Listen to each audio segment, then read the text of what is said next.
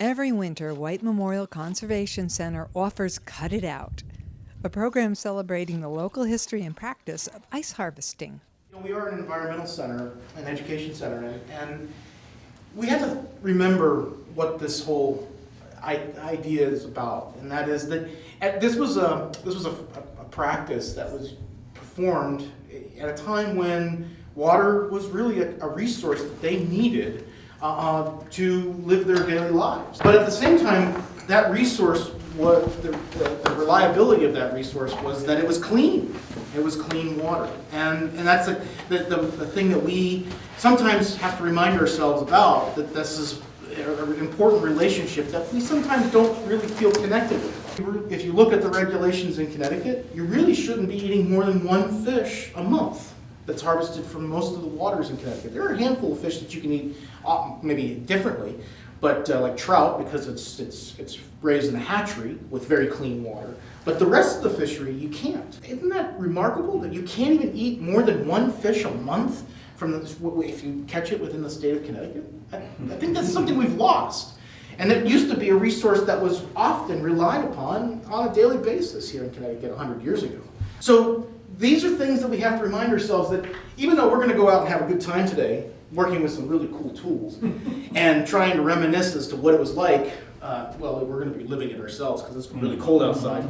We have to remind ourselves that this is still a relationship that we need to value every day.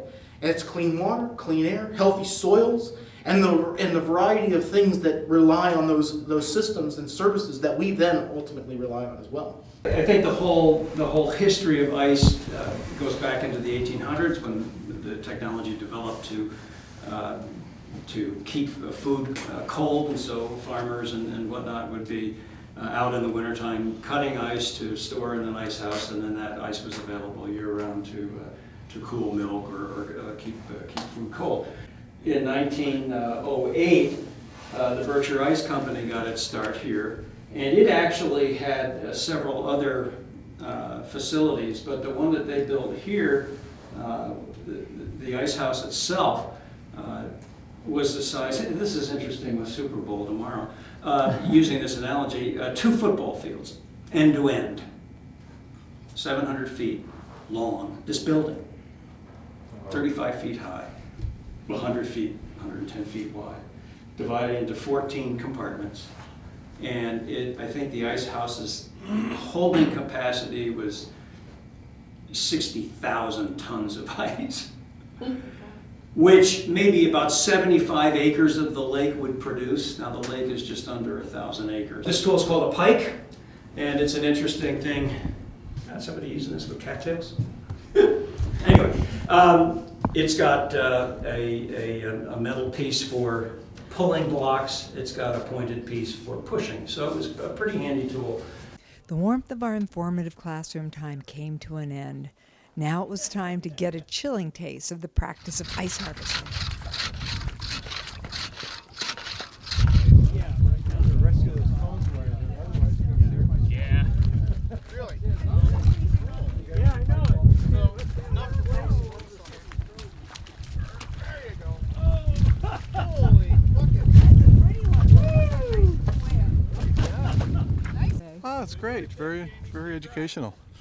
And the small scale that we did this, I just can't imagine how large scale it was. How they actually did that. This guy's working hard.